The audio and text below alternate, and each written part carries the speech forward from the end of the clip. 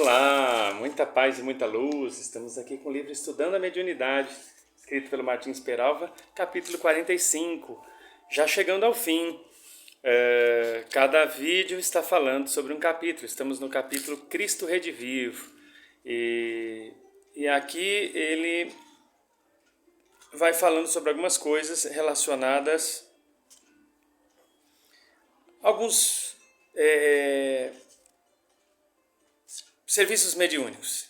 Aqui, da análise desse magnífico diálogo tão rico de lições atenientes à mediunidade, conclui-se que, em tese, os serviços mediúnicos obedecem a 4 principais motivações, assim especificadas: socorro aos sofredores ignorantes, encarnados e desencarnados, atividade limitada aos templos de iniciação, distância dos necessitados de todos os matizes, investigações científicas, exploração dos espíritos. Então vamos lá, continuando. São esses, de modo geral, os aspectos fundamentais que assinalam, a nosso ver, o exercício da mediunidade.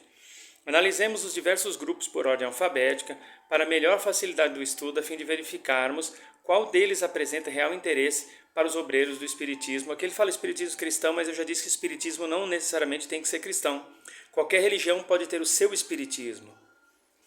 Verifiquemos qual tipo de serviço nos ajudará a identificar-nos com os ideais de fraternidade. Aqui ele cita do Evangelho, mas não é obrigado a ser do Evangelho. Você é budista, você é Hare Krishna, você é hinduísta, você tem o segmento que for, islamista, você tem a sua espiritualidade, você pode conduzi-la do modo que você achar melhor. Aqui, no item A, que fala sobre o socorro aos sofredores ignorantes, encarnados e desencarnados, encontramos devotados ceareiros consagrados ao serviço de cura e de esclarecimento. Há encarnados e desencarnados, repetindo o que fez o Mestre Senhor Jesus durante seu divino ministério na Terra.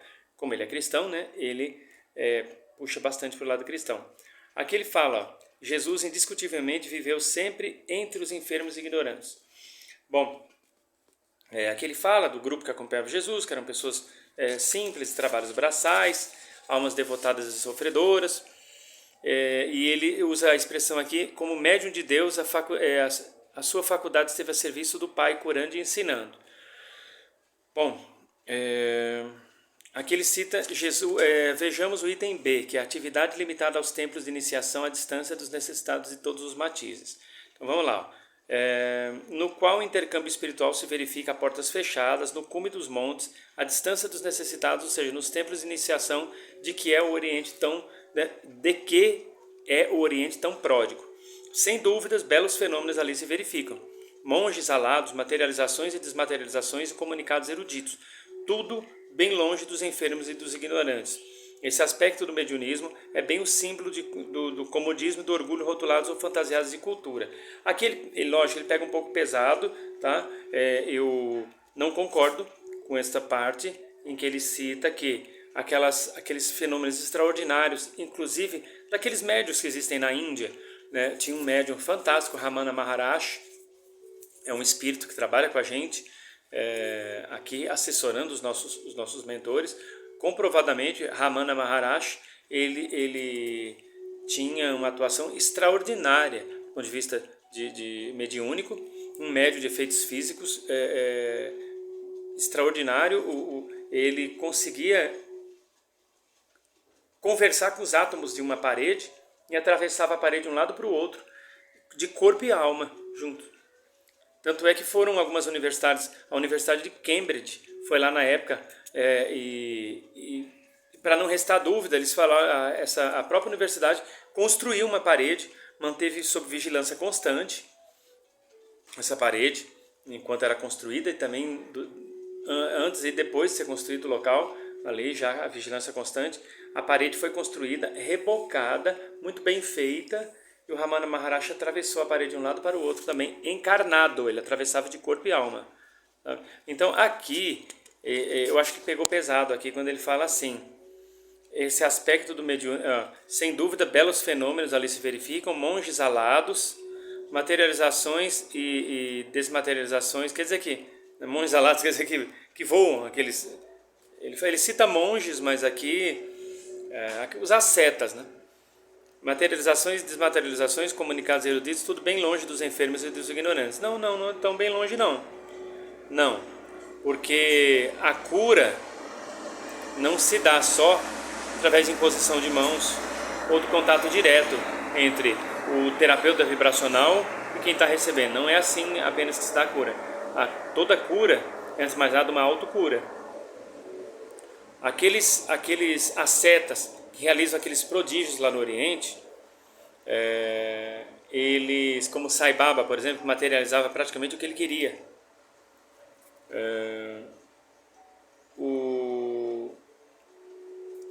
Eles estão deixando um exemplo de que todos somos filhos de Deus, imagem e semelhança de Deus, que se eles podem, qualquer um também pode.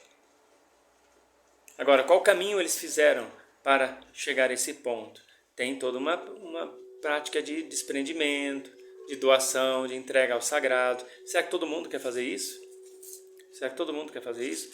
Então é complicado, porque a gente tem que respeitar também a missão da pessoa. Se eles vieram para aquilo, eles não têm que sair por aí impondo as mãos a ninguém. Ou aplicando passe no centro espírita. Então nesse ponto o Martins Peralva pegou um pouco pesado, eu acho que... Não sei se hoje em dia ele escreveria essa frase de novo. Aí aqui, perguntamos ele, né? Teria Jesus Cristo permanecido nos templos cujo acesso fosse vedado aos necessitados todas as matizes? Não, Jesus não, que ele veio com outro propósito. Jesus não, que ele veio com outro propósito. Mas ele ficou um bom tempo na Índia, vedado também, em templos secretos, aprendendo a fazer o que ele fez lá na Palestina. O Jesus Cristo, quando estava no meio da adolescência, foi com um grupo de amigos do pai dele, amigos de José, para a Índia. E depois que ele terminou a missão dele, que todos acham que aquela crucificação foi uma crucificação na pessoa de Jesus Cristo mesmo, nós sabemos que quem foi crucificado foi o mestre Serafis Bey. Nós teremos um momento para falar sobre isso em outra ocasião, mas o que se sabe é que Jesus Cristo pertencia a um grupo de essênios, e uma ordem dos nazareus, daí a expressão o Nazareno, cujo líder era José de Arimateia. E foi decidido que quem seria crucificado não seria Jesus, seria o mestre Serafis Bey. E aí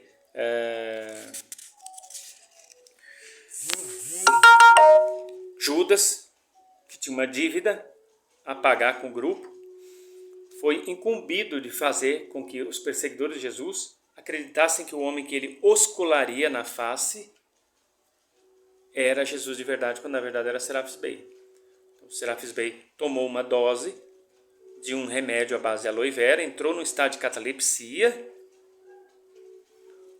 durante o processo de crucificação, e no terceiro dia José de Arimateia conseguiu, com muito sacrifício, o corpo para desfazer o efeito do veneno e salvar o Serafis Bey, que acabou até ficando cego de um olho.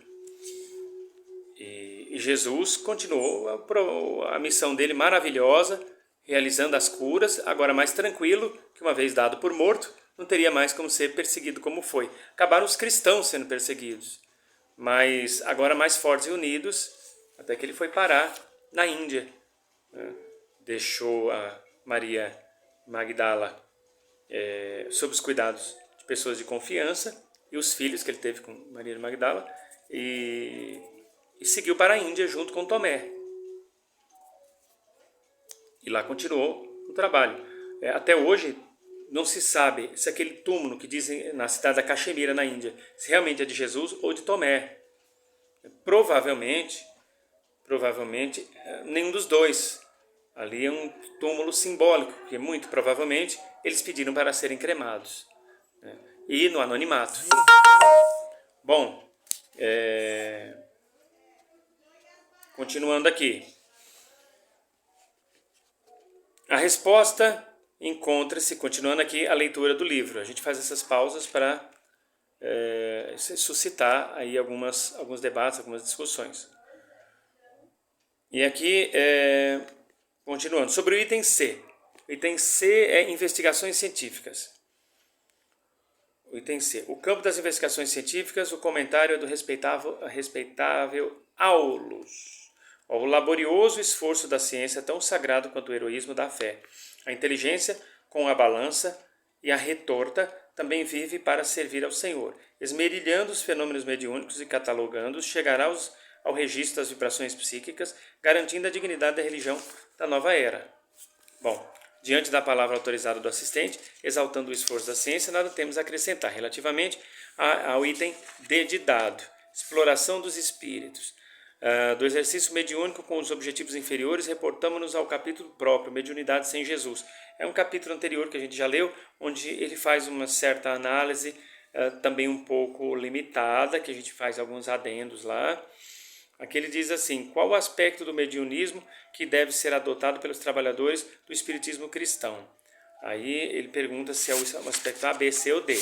Vou fazer uma recapitulação de novo. O item A, socorro aos sofredores ignorantes, encarnados e desencarnados. Atividade limitada aos templos de iniciação e de distância dos necessitados de todos os matizes.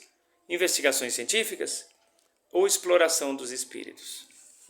Aí aqui ele coloca socorro aos necessitados do corpo e do espírito, como fez Jesus. O intercâmbio egoísta dos templos de iniciação. Ele vai fazendo as perguntas, né? Então ele continua: se desejamos, seja Jesus Cristo o inspirador do nosso movimento, deve evidentemente o Espiritismo cultivar aquela mesma seara de que o Divino Redentor, como médio de Deus, consagrou toda a sua existência. E no final ele diz assim: se procuramos na medida de nossas forças realizar o programa de fraternidade do Evangelho, estaremos sem dúvida colaborando para a restauração da Boa Nova primitiva, entronizando no altar do nosso coração a luminosa figura do Cristo redivivo. Bom,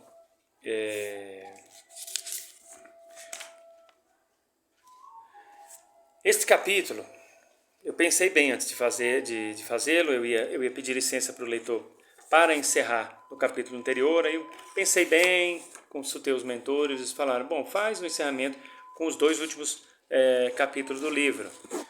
Por quê? Vou ler também daqui a pouco o capítulo 46, que é o último do livro. Só tem um lado e outro da folha. Esse capítulo aqui, ele vem deixar bem claro que, para ele, o exemplo maior de caridade e abnegação é só Jesus. Mas nós temos vários Cristos que passaram pela Terra. Vários Cristos. Jesus Cristo não fundou nenhuma religião. Jesus Cristo não fundou nenhuma religião. Assim como Siddhartha Gautama, o Buda, também não fundou o budismo. Os maiores líderes que passaram pela Terra e hoje têm religiões criadas em seu nome, não criaram religião alguma. A mente humana é que precisa de uma certa quantidade de ritualísticas que acabam, por si só, configurando doutrinas ou segmentos que, em alguns momentos, mais escravizam as consciências do que as libertam. Mais as desconectam da grande fonte divina que é Deus do que as conecta. A palavra religião, que alguns falam religare ou religere, tem realmente o condão de religar você ao sagrado. Mas só nisso a palavra religião também já peca.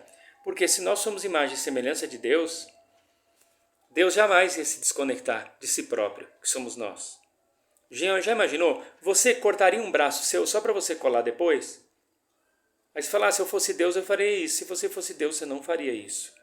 Você teria pelo menos um pinguinho a mais de juízo nessa cabecinha. Não faria. Mas se eu fosse Deus, era só fazer assim, ó, que o braço colava. Então você tem uma ideia de Deus bem deficitária, porque Deus não tem bracinho.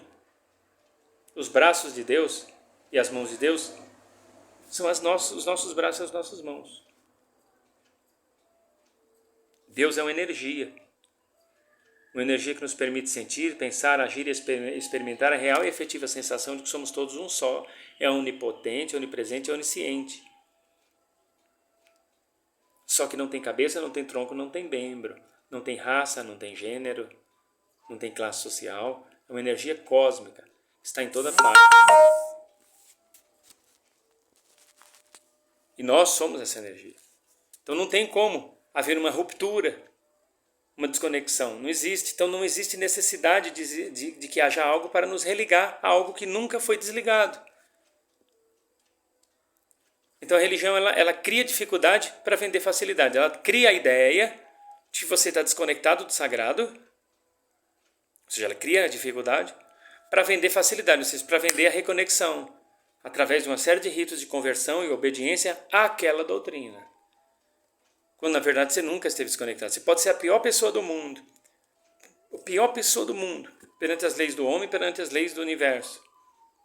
Ainda assim você não está desconectado da grande fonte e de Deus. Você pode estar desconectado de si próprio, mas de Deus não. De Deus não. Então não existe necessidade de você procurar alguém para lhe reconectar.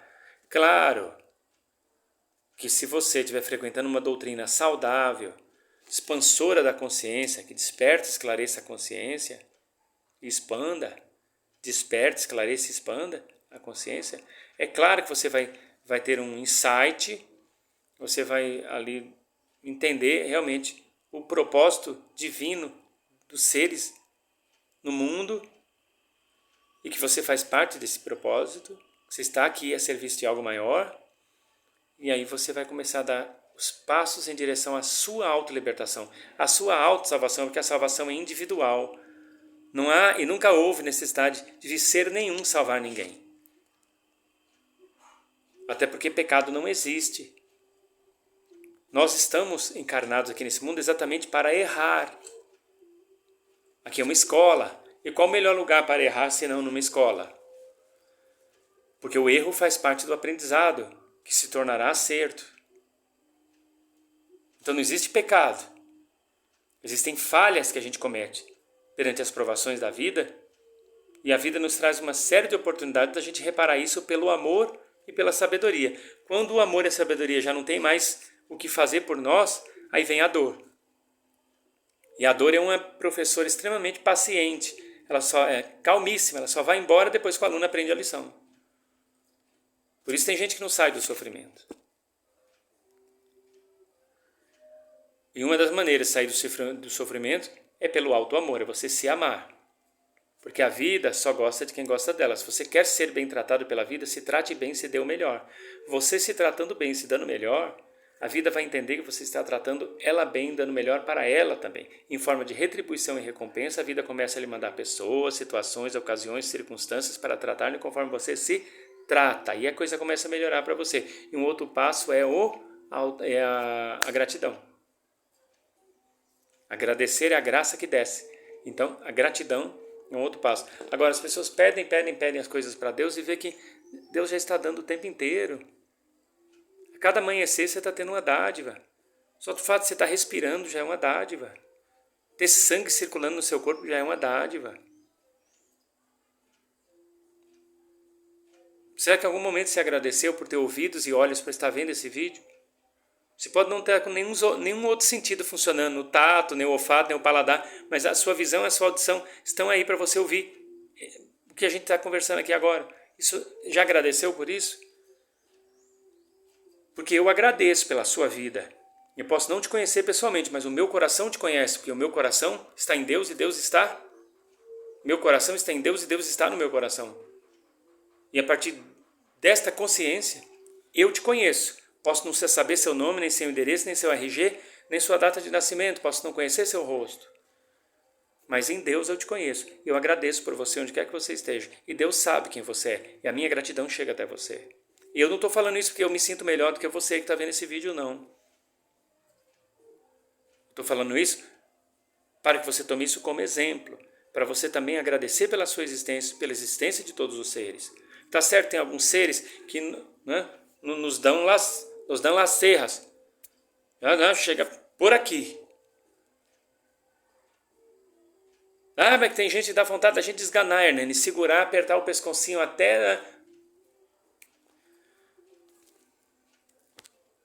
Mas o que fazer?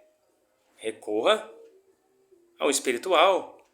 Tire 5 minutinhos, feche os olhos, apaga a luz, conversa com as suas forças interiores.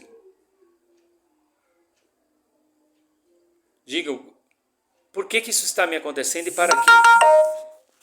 Se eu não puder ver ou ouvir, que alguém me traga a resposta. Eu preciso de respostas para entender o porquê de estar passando por isso. E a resposta vai vir, do porquê e do para quê. Porque quando você pergunta por quê e o universo não responde, e você acrescenta o para quê também, aí a resposta vem.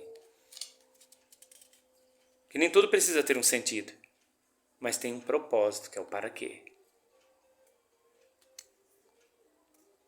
E aí você vai entender. Quem sabe, aí vem a outra etapa. Quem sabe você consiga aceitar. Aceitando, aí vem as forças universas começam a mostrar a saída. Mas enquanto você estiver vibrando na mesma frequência que te colocou no problema que você está, você nunca vai sair dele. Você tem que vibrar diferente, mudar a faixa de pensamento para poder sair dessa situação difícil que você se encontra. Capítulo 46, Cristo Redivivo, para encerrar nossa saga. Eu falei que era só 2 lados da folha, eu fiz confusão, é que estava grudado da folha na outra. Vamos lá. Estamos ante o capítulo Anotações em Serviço. Penúltimo, de Nos Domínios da Mediunidade, e também penúltimo desse livro. Nele encontramos valiosos e edificantes apontamentos, todos eles indispensáveis ao estudo da mediunidade, tarefa que nos propusemos impulsionados pelo desejo de colocar a nossa insignificante pedrinha na construção do templo, que o espiritismo cristão está erguendo pouco a pouco na consciência de cada um de nós. Que ele vai falando, da análise desse magnífico diálogo, tão rico de lições atinentes à mediunidade, conclui-se que, em tese, os serviços mediúnicos obedecem a 4 principais motivações, assim especificadas: socorro aos sofredores, ignorantes, encarnados e desencarnados; a atividade limitada aos templos de iniciação, a distância dos necessitados todos os matizes; investigações científicas, no item C; exploração dos espíritos, e isso aqui já foi o fechamento, né, do nosso estudo, e eu vou encerrar com o capítulo 46, que diz: assim seja. Concluindo a nossa tarefa, podemos esquecer os amigos espirituais que nos ajudaram no silêncio das horas mortas. A esses benfeitores, acreditamos o júbilo de termos levado até o final esta humilde empresa doutrinária, na qual esperamos vejam todos os companheiros simplesmente o testemunho do nosso devotamento ao Espiritismo cristão. Aí é que ele cita, assim sendo, tributando-lhes a nossa carinhosa homenagem, encerramos as páginas desse livro com a prece proferida pelo querido André Luiz ao término da maravilhosa excursão realizada na venerável companhia do assistente Aulos e de Hilário. A todos os espíritos que comparecem nas páginas de Nos Domínios da Mediunidade e a outros que nos ajudaram ocultamente, o nosso respeito e o nosso afeto.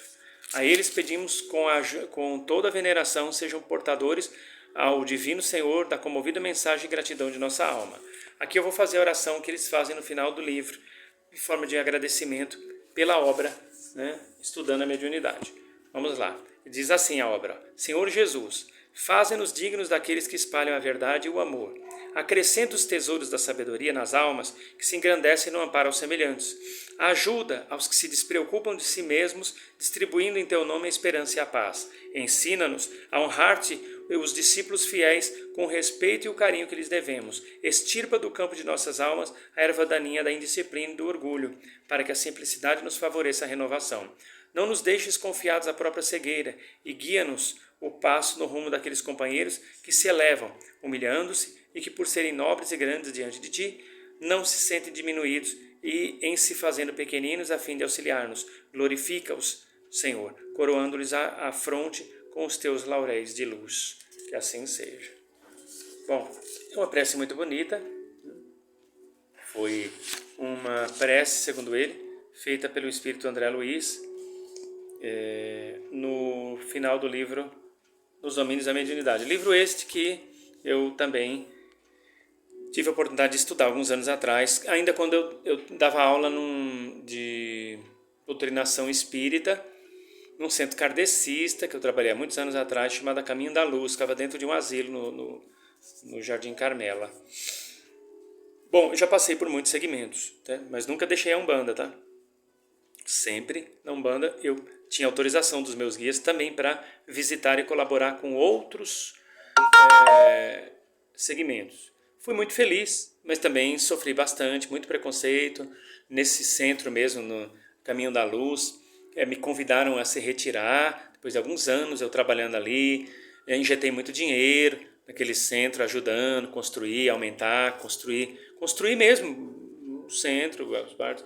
Injetei bastante. Trabalho também braçal, trabalho intelectual, emocional, espiritual. Lá também trabalhava com psicografia, eu também sou médium de psicografia, embora eu foque mais em outras modalidades mediúnicas. A gente também tem lá nossas decepções, né? Pessoas que eu considerava amigos de coração, como se fossem irmãos mesmo. Certo dia fizeram uma reunião e chegaram à conclusão que, por eu ser apometricista, ou como eles diziam, apômetra, eu dava aula de apometria num espaço em São Miguel, na época chamado Menino Dourado, ficava perto do Hospital Tite Setúbal. Esse fechou, acho que em 2015, 2016, esse espaço. E muito bom o espaço, por sinal.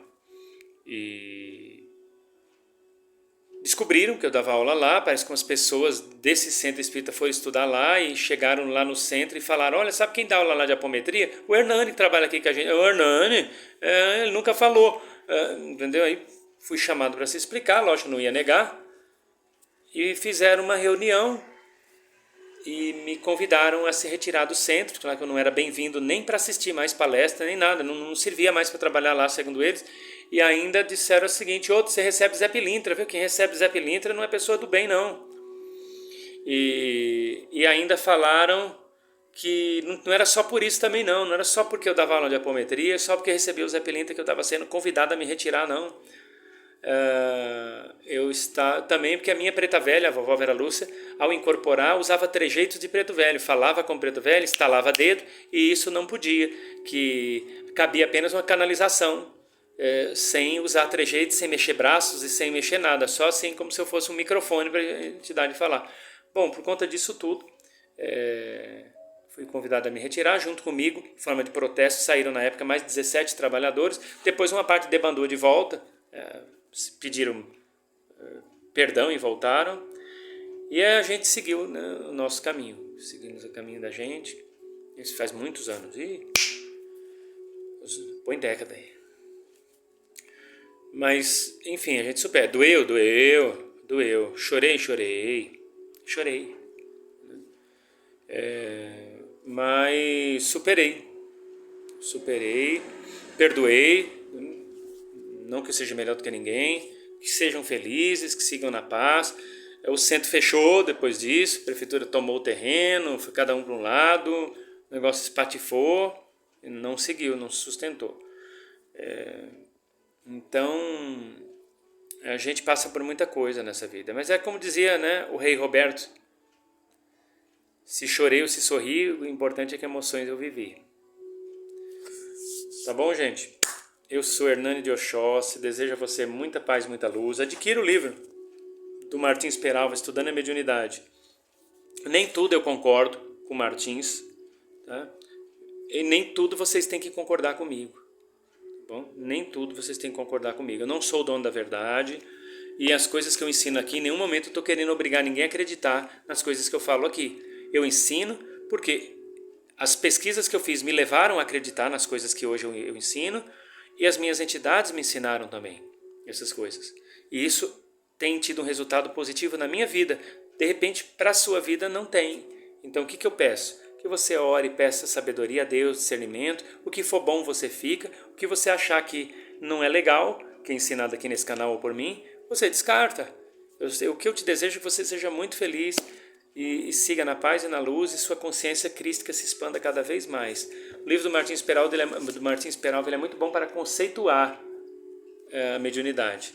Tá? Tem muita coisa que eu não aceito, não concordo, mas respeito. Tá bom? E nem só por isso eu vou deixar de trabalhar um livro, assim, só porque eu não concordo com tudo. Tá bom? É como a Bíblia, eu não concordo com tudo, mas tem trechos da Bíblia que eu acho muito bom. Que você seja muito feliz, tá bom? Qualquer coisa, entre em contato com a gente. Peço aí que se inscreva no canal, divulgue o nosso trabalho. O canal não é monetizado, não vai ser monetizado. O objetivo aqui é passar conhecimento e discutir e trabalhar nessa troca de informações e conhecimento. Beijo no coração, fiquem com Deus.